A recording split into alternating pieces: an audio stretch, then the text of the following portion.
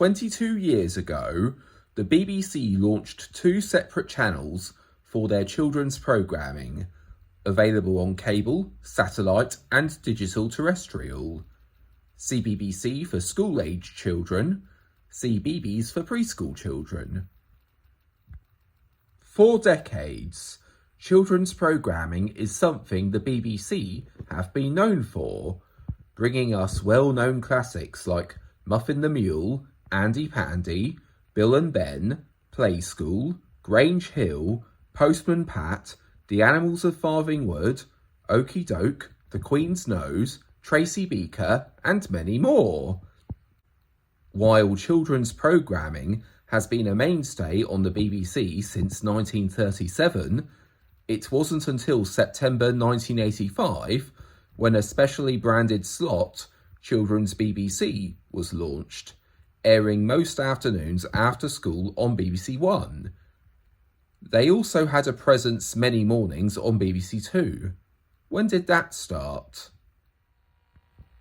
When digital television launched here in Britain in the late 90s, the BBC took advantage of the space for extra channels the new technology grants by launching BBC Choice, which became BBC Three in 2003, and a standalone BBC News channel.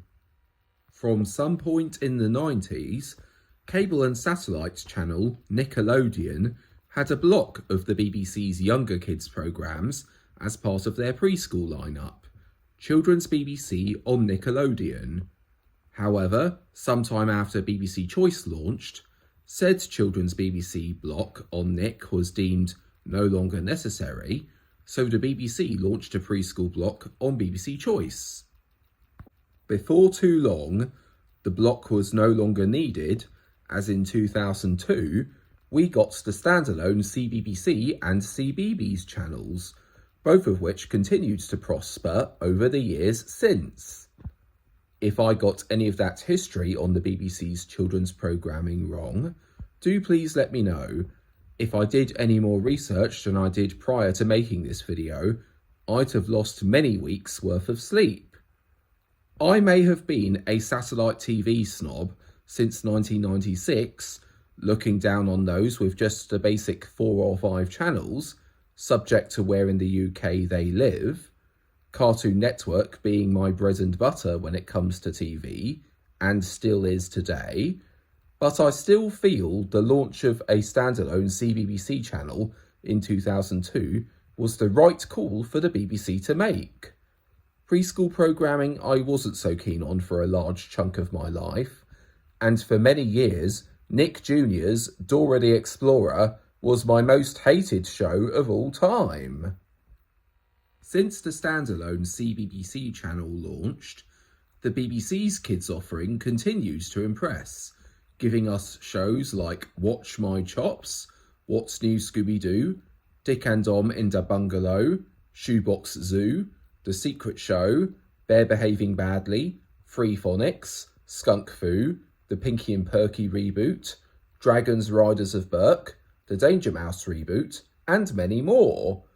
It was so good to see the BBC continue to care about kids, even after, in the mid-2000s, ITV started to care less about kids and cut CITV's hours. Keep in mind, by 2005, CITV still only existed as a block on ITV1, whereas CBBC had been granted its own channel 3 years prior, and ITV London weekday franchise holder Carlton's own kids channel, which aired reruns of shows from CITV and CBBC's pasts, had been off the air for 5 years. ITV did launch a standalone CITV channel in 2006, and while it was nice to see them seemingly start to care about kids again, I just have to ask, why take this long to give CITV its own channel? Yes, I am aware that ITV were once in talks with Nickelodeon to launch a channel called Inc., meaning ITV Nickelodeon Kids, but since those plans didn't work out, I think it's safe to say ITV were a little too ambitious with that idea. The launch of the dedicated CITV channel meant that families without cable or satellite had access to more kids' programming. And while I continued to be a Cartoon Network and Jetix person mostly, it was still good to know that not having cable or satellite no longer meant you'd have little to no kids' programming to watch.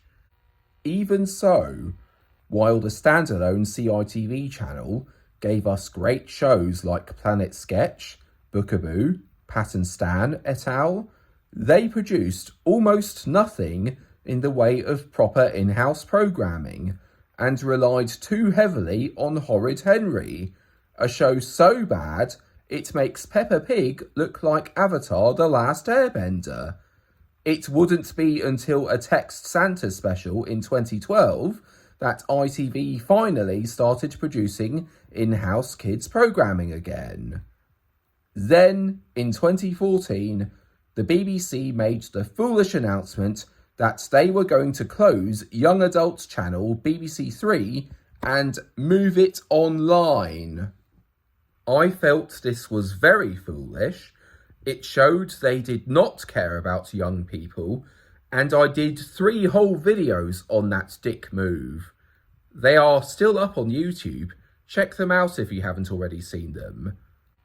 Fortunately, the BBC did eventually come to their senses and relaunched BBC Three as a linear TV channel, but not until 2022. Before we go further, I need to address the elephant in the room. I don't know exactly how much of their programming they do this for, but the BBC seem to be promoting iPlayer, originally their online catch-up TV service, over their own linear channels. Almost every show I see a promo for on linear BBC channels, even CBeebies, they say to watch on iPlayer and almost never say when, if at all, they air on the linear channels.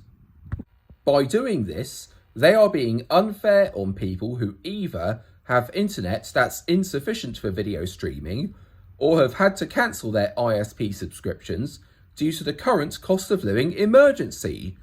Yes, I'm calling it a cost of living emergency because more and more people are needlessly being starved of cash by our cruel and corrupt government.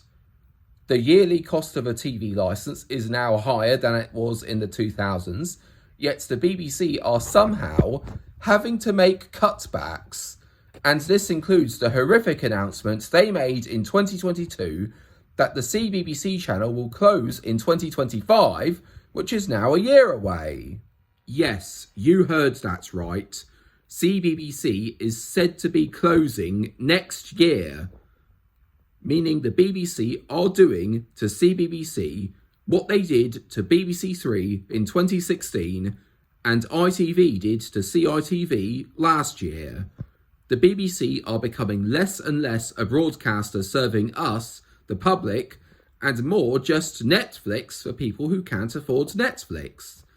A clear display of MTV syndrome. The BBC are also giving the Tories a free pass to destroy our lives and reduce our household budgets each to 8p and a pickled onion.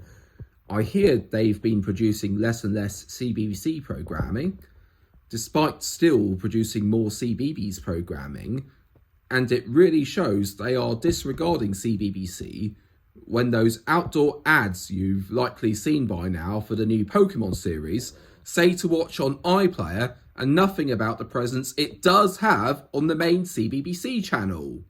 I honestly cannot believe the mess TV in this country has become, while other countries in Europe have transitioned their free over-the-air TV to full HD, and France and Spain are even making plans to launch 4K Ultra HD channels over the air. Here in Britain, work is being done to make TV online only, so if your internet is insufficient for video streaming, or you can't afford to have internet, you're out of luck. A new online-only TV platform is launching this year called Freely, which is said to be replacing Freeview and Freesat, and this shows that higher-ups have no regard for the less tech-savvy. Remember when new gadgets were easier to set up and did not require you to enter your Wi-Fi password, which you either know off by heart or don't? While I will concede that VHS is not the most reliable technology out there, recording shows onto blank tapes made it more likely that we'd still have them years later to enjoy again even after reruns of those shows cease. DVD recorders exist, but thanks to DVRs like Sky Plus, TV Drive et al., DVD recorders didn't become commonplace, and that's put more and more shows in danger of becoming lost media. Also, don't get me started on how subscription streaming platforms like Netflix and Prime Video have taken over. Those have given people the illusion of owning more content than they can watch in their lifetimes, but that can be taken away at any time. Earlier this year, my brother and his daughter/my niece came down to visit, and at one point nearer the end of their visit, they watched Paw Patrol the movie on Netflix. Shortly after I joined them for part of that, I WhatsApped Bro a link to where he can buy said movie on Blu-ray. His response? No need, we've got it on Netflix. Clearly showing no foresight for content on Netflix disappearing over time. Do not get me started on the situation regarding Final Space. I'm also aware that Narrative are pulling their channels, including Great TV and Pop, from regular broadcast TV, making them online only. At the end of January, they announced that Tiny Pop would leave Freeview, cable and satellite and become an online-only channel in March, which I feel is foolish, especially as under-5s are not so likely to know how to use the internet, let alone safely. Plus, this prevents us from recording shows so we can keep watching them even after they leave the channel. To add injury to insult, all narrative channels, all great channels, and all pop channels left FreeSat just 8 days after Tiny Pop's online-only move was announced. I don't know when will be the right time to say this, or if now is, but before I forget, a recent report, which you can find on the Broadcast 2040 Plus website, link in the description, finds that over 5 million premises in the UK still won't have high-speed internet by 2035, and with Freeview currently expected to go off the air in 2034 at the latest, it's clear that we need to change the course of history and keep TV available even to those without internet. To make matters worse, Sky's satellite contract is due to expire at the end of 2028, and the satellites currently carrying Sky and FreeSat channels are due to go out of service in 2029. I feel that closing FreeSat in 2029 is a bad idea, especially with the BBC having recently made their channels HD only on Sky and FreeSat, and that HD satellite upgrade scheme that started last year that allows people still using SD satellite boxes to upgrade to HD ones. To get a new box only to not be able to use it anymore 5 or 6 years later would be horrible. Formerly known as Digital UK, Everyone TV, the company who handle free-to-air TV here in the UK, are even planning to stop supporting FreeSat and Freeview Play after rolling out freely later this year. Let's also not forget Channel 4 are closing their music channels later this year. They've hinted that E4 and More 4 aren't safe either, and they said they plan to be online first by 2030. It's clear that the TV landscape in Britain is a hot mess right now. I don't have a full idea how ad revenue has gone down, but the ban on junk food advertising during kids' shows isn't helping, And that ban is going to get worse in October 2025, when said ads will be banned during all programming before 9 p.m. A very stupid move, if you ask me, as it will do nothing to reduce obesity. The existing ban has already caused broadcasters to spend less on kids' programming, and I feel things need to be done to put things right. Do you really want your kids to grow up with low-quality reboots of kids' TV classics like Thomas, Postman Pat and Fireman Sam? Or would you rather show them the original series, or potential future good reboots, and other high-quality programming? I'm also worried what AI will do as it gets into more of our devices. I don't want an algorithm monitoring what we do, telling us what to do, and all sorts of other horrifying possibilities. This is why, once I get my Neo Geo Pocket fixed, that will become my main alarm clock again, just as it was when I was in secondary school. I'd replace my iPhone with a light phone, but that handset doesn't support my network. I'm certainly going to rebuild my CD collection at least. I don't know how I'm going to go about replacing my aging laptop though.